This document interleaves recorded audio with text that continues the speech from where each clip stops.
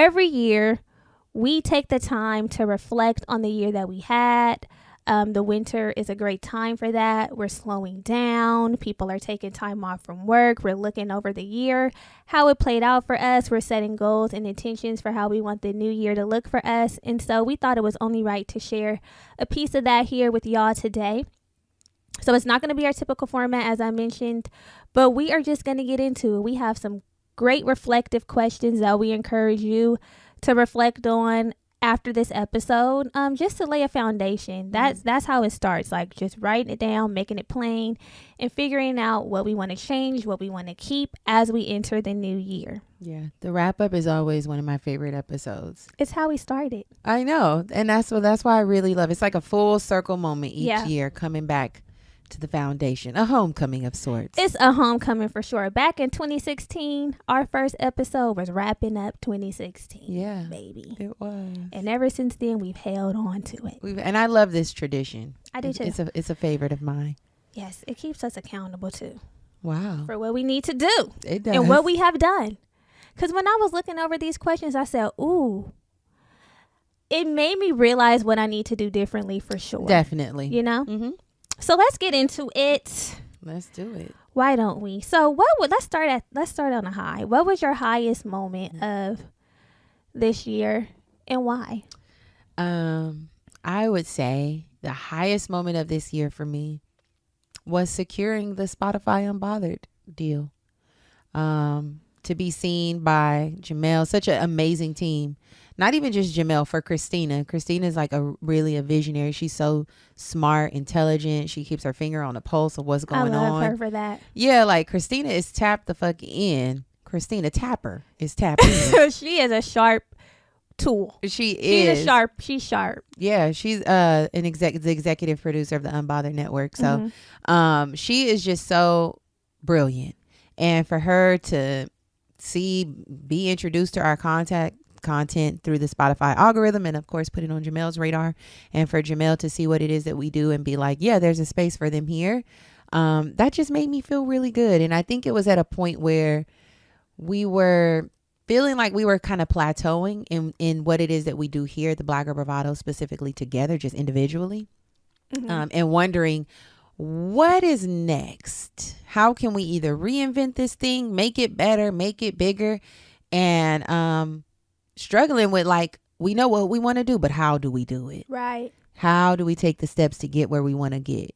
Because that's the hard part. But that email, and then like the steps it wasn't like we shared this already, but it wasn't an easy journey getting there. It took a lot of faith and leaning in. Yes. But I'm really glad that it happened. I'm grateful that it happened and that we're here. Yeah. What about you? What was your highest moment this year? That was my highest moment as well. The peak. Echoing everything that you said, and just being validated in that way and seen in that way. I already knew that there was value in all of the hard work that we do, that we put out, in the content that we create.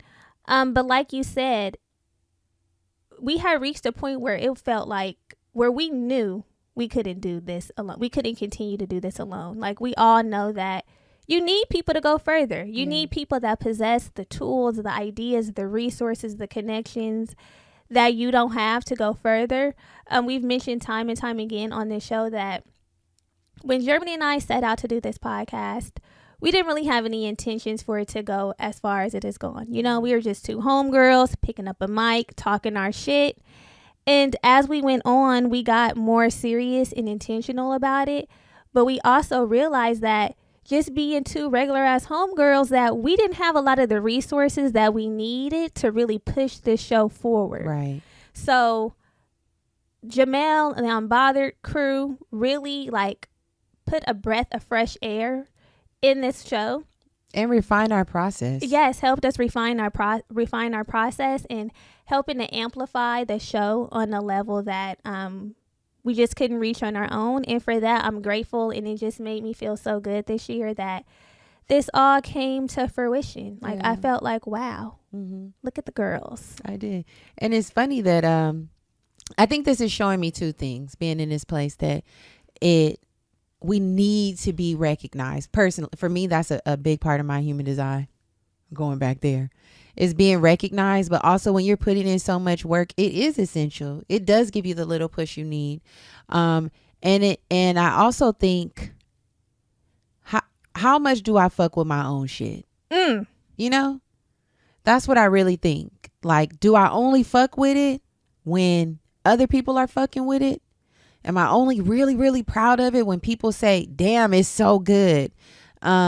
When I need to be able to see at all times that what it is that we're doing is impactful, that what we're doing matters, that is valuable. Not only when we're like having a marketing rollout, right. You know, when Jamel is posting it and you know, like, which is, it's genuine and it's authentic. It's real because we really fuck with each other. Yeah. But I'm saying Jamel is such a big person. Right. She's not like a regular old ass girl. Right. You know what I mean? Like, it's Jamel. But when that sort of energy is not behind it, does it still mean the same thing to me? Right. And I fuck with my shit, but I want to really fuck with it like 1,000%. Like the way I fuck with it when the marketing rollout is happening. I'm like, it's my shit. Yeah. It's my shit. It's my shit. Okay. Like that. That's my way. Exactly. So yeah, just something. Yeah. So, this has been a good 2022. You know, that's what we've been saying, owes me nothing. Yeah, that part, no, owes me nothing. So what was your lowest moment of the year and why? Coming off of the heels of my statement of 2022 owes me nothing, I honestly am really thankful and grateful that I really do not feel like I had any low moments, you know, where I felt like I had to be picked up. I barely even cried. Come on. And in the past years, you know, I was well. Yeah. The well have run dry. My tears, my frustration, feeling like God was giving me the this face. But this year, I don't have any complaints. I don't feel like I had any low moments that are, if they were low, they were so quick that they're not even worth speaking of. I'm not even going to give them any shine because this was a good year for me. Even in my desire to have more and do more and be more, I cannot complain. Yeah. I like that. I too didn't have many lows. I'll say that business wise, there was a feeling of lowness around that live show. To keep it to Virgil's. I mean, it was quick. It was a season. It was a season, but it was real. It was a real season. And it felt like a real low. It really made me question, do y'all fuck with us? Yeah. Do you fuck with us? That's what it was making me think.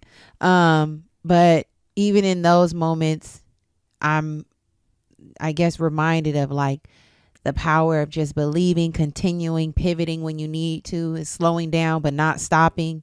Pushing through. Yeah, pushing through without contrast or having those obstacles and those barriers where you have to sit back and say, okay, wait, now what the fuck? Yeah. We really don't grow. We aren't really stretched. So being put in that position where we had to really reimagine what the live show would look like and get creative with just, you know, the process of what it was really helped me learn a little bit more, not only a lot about myself, but who I am in this partnership, in this business. And yeah, as a friend, because that was also an interesting time because you were like, oh, I feel alone. There were some moments where you felt alone. And I was like, ooh, I have to remember that I'm accountable to this person. I can get in my own way emotionally. I'm a very emotional person. But that cannot stop what I do here. Right. So what started as a low definitely turned into a lesson. Not to be cliche, but once we got to the other side, we learned so much about ourselves and about just being business women. Yeah. How we could really do whatever the fuck we said we were going to do and what we want to do. It was a lesson. Even if it doesn't originally look like what we thought it was going to look like or end up looking like what we originally thought it was going to look like. It looks like what it's supposed to look like. It looked like what it needed to look like. Period. And you know what started off as a low ended in a high. It did. It ended in a high. I felt so accomplished when it was all said and done because we really did figure out what is our why. Why are we doing this again? Is it for the stroke of ego of, oh, we got this, we did this, we did a Beyonce drop announcement and it went crazy and done. Is that why you're doing it? Or is it to connect with your community, to hold a safe space for Black women. What is the real reason you're doing this? Now that you say that I feel like this whole year was that. Figuring out our why? Yes, Being and getting out of our why? ego, from the merch, all that we poured into that. You know, like there's been so many moments where it brings us right back to our why and who we're doing it for and why we're doing it. And I feel like those lessons came back to back, bitch. Mm-hmm. They came back to back and we were shook. Yeah. And it really caused us to recenter and refocus. And we've been doing that ever since. We really have. And I'm proud of us because... Staying intentional. Yeah. Yeah. Because also, we all talk about mindfulness and intentionality. Like, once you get here, you just here. But it's really a practice. It is. You constantly have to bring yourself back to intentionality, at practicing mindfulness. When we all stray away because we're human, and we start doing what the fuck we want to naturally do, you know, which is be in our ego, be a little prideful, not give a fuck.